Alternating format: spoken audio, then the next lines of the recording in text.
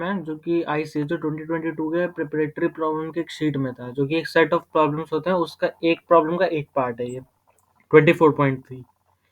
तो हमें ये प्रॉब्लम में ये कहा गया है कि एक रिएक्शन है 1 मोल ऑफ PCl5, यानी 1 मोल ऑफ PCl5 डिकम्पोज किया है which is into PCl5 gives PCl3 plus Cl2। अब हमें इस कंडीशन में ये दे रखा है कि जब रिएक्शन हो रहा था तो इक्विलिब्रियम कंडीशन पे इस गैस का जो टोटल डेंसिटी था वो 4 पॉइंट मिक्सचर ऑफ गैस का जो डेंसिटी था 4.80 kg पर लीटर में था, और उस गैस का टोटल प्रेशर 1 atm दे रखा है, जो कि 10⁵ पास्कल 1 atm ही होता है 440 केल्विन पे। और जब ये गैस जब मतलब ये रिएक्शन इक्विलिब्रियम पे पहुंच जाता है तो इस रिएक्शन का डेल्टा जी यानी गिब्स फ्री एनर्जी क्या होगा इस सर्टेन 440 केल्विन टेम्परेचर पे। अब हमें ये देखना है कि इस क्वेश्चन का अप्रोच क्या हो सकता है। देखिए ये प्योर अप्रोच मेरा ही है, क्योंकि ये आंसर आपको गूगल पे नहीं मिलेगा कहीं, और अगर आपको यहाँ पे कुछ गलती लगे तो आप मुझे सजेस्ट कर सकते हैं। तो इस क्वेश्चन की प्लानिंग ये है कि हमें पहले डेल्टा जी निकालना है। तो डेल्टा जी निकालने का तरीका होता है 2.3 RT minus 2.3 RT log KP या KC। अब यहाँ पे आप देखेंगे कि ये गैसियस मोल्स का रिएक्शन है, तो हमें केपी का ही यूज करना पड़ेगा। देखिए 2.3 RT तो हमें पता है, ठीक है। ये यूनिवर्सल गैस कांस्टेंट 0.8 होता है, टेम्परेचर 440 केल्विन होता है, बट केपी नहीं पता। केपी निकालना है हमें।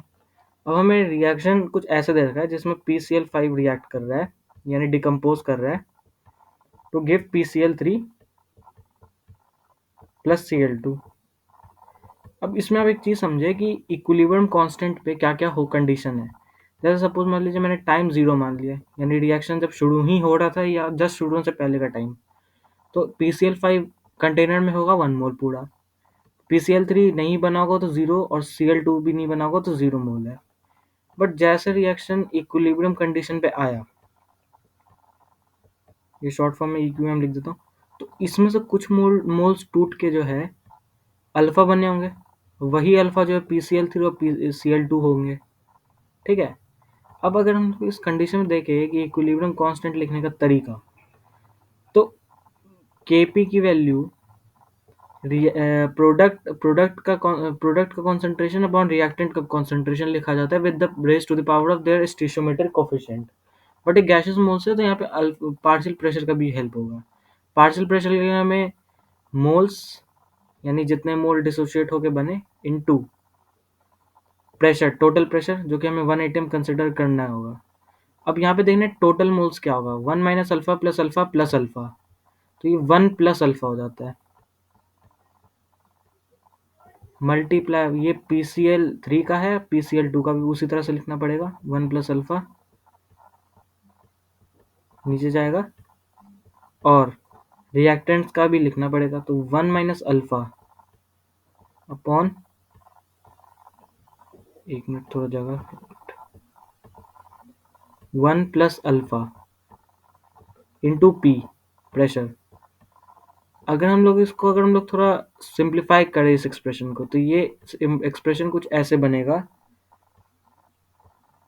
एक minute, alpha square P upon 1 minus alpha square का एक्सप्रेशन कुछ बनेगा, ठीक है। अब ये एक्सप्रेशन जो बना, अब हमें इसी एक्सप्रेशन का यूज करना है, लेकिन इस एक्सप्रेशन में हमें अल्फा की वैल्यू नहीं पता है, जो कि हमें निकालनी पड़ेगी। अब अल्फा कैसे निकलेगा, अब हमें इस क्वेश्चन में एक चीज ध्यान देना पड़ेगा, इसमें हमें डेंसिटी ऑफ गैस दे रखा है, ठीक है, और ये 10⁵ पास्कल और 440 केल्विन दे रखा है, ठीक है। अब अब हमें इसमें एक चीज समझना होगा कि 1 प्लस अल्फा की वैल्यू हमें नहीं पता है, जो कि टोटल मोल्स है इस इक्वेशन में। अब ये 1 प्लस अल्फा जो है ये हमें निकालना पड़ेगा कि 1 प्लस अल्फा है क्या। तो 1 प्लस अल्फा के लिए हमें आइडियल गैस इक्वेशन का कंसिडर करना पड़ेगा, जैसे कि हमें क्वेश्चन दिया है कि आइडियल गैस की तरह बिहेव कर रहा है ये। तो PV is equal to NRT, PV is equal to NRT मतलब जो वैल्यू है, अगर हम लोग इसको अगर एनालाइज करें तो ये डेंसिटी के फॉर्म में आ सकता है। अगर हम लोग वॉल्यूम को नीचे पुट करें तो ये N अपॉन V हो जाएगा।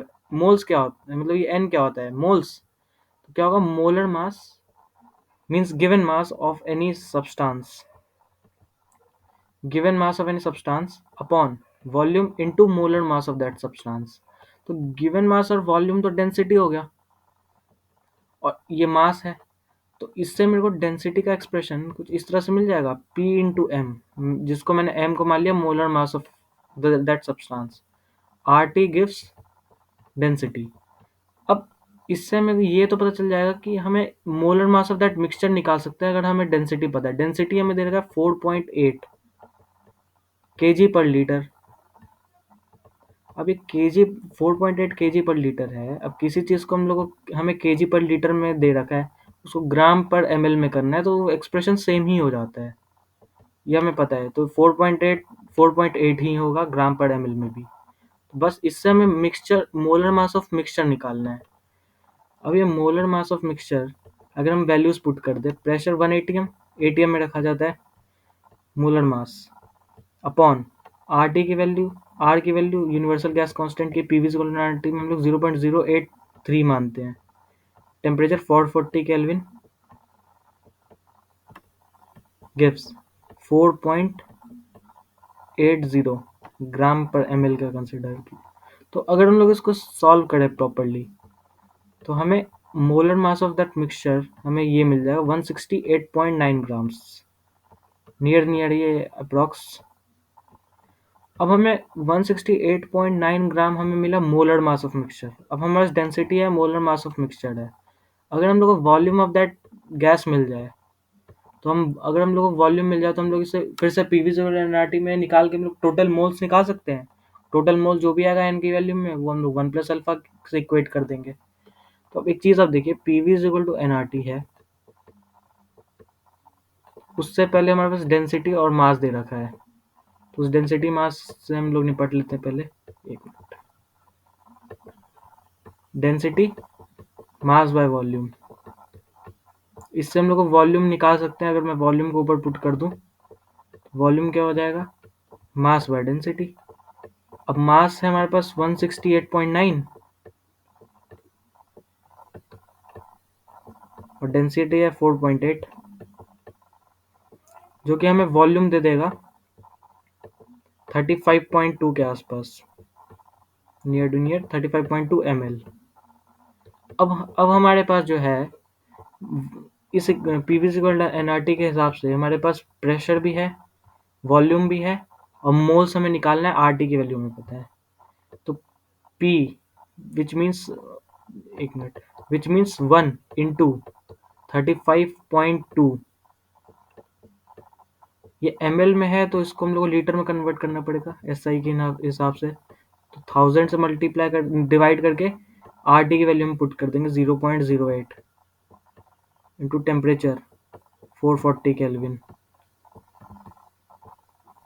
जो कि हमारे पास N टोटल आ जाएगा। मैं इसको TO मान लेता हूँ। तो अगर हम लोग इसको प्रॉपरली अगर सॉल्व करें, तो N टोटल की वैल्यू 0.001 मोल आएगी।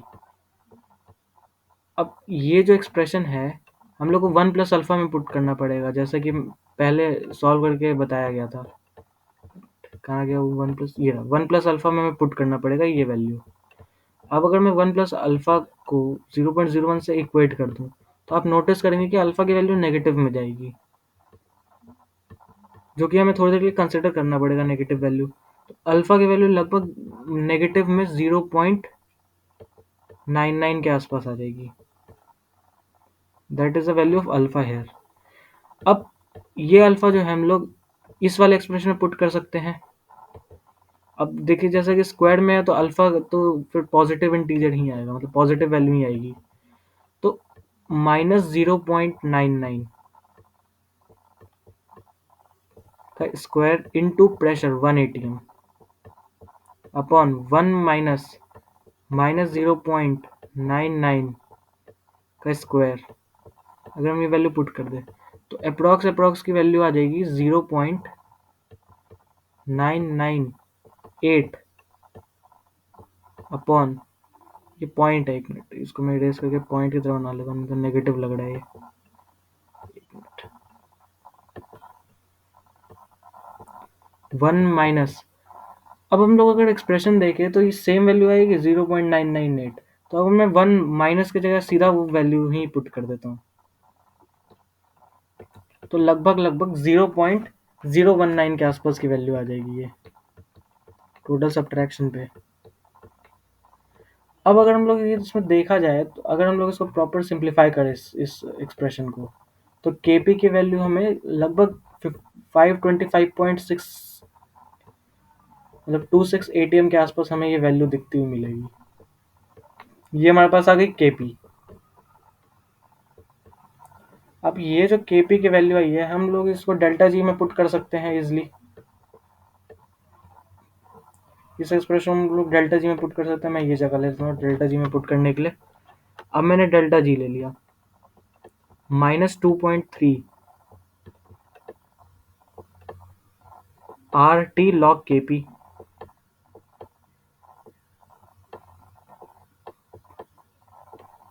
नाउ अब मैं इसमें डेल्टा जी की वैल्यू में -2.3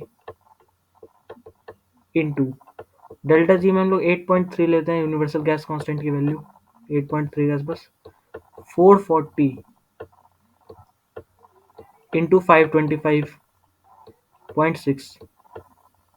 अब अगर हम ये नोटिस किया जाए 26, अगर हम नोटिस करें तो ये जूल में इसकी वैल्यू लगभग 5 to 6 डिजिट में आ जाएगी।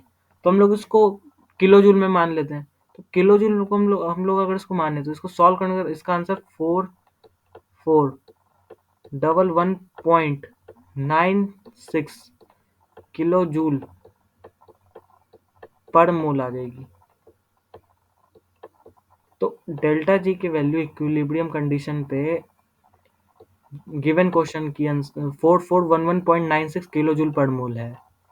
यानी कि हमें जो क्वेश्चन बता रहा है कि इस कंडीशन पे डेल्टा जी की वैल्यू लगभग अप्रोक्सीमेट -4411.96 किलो जूल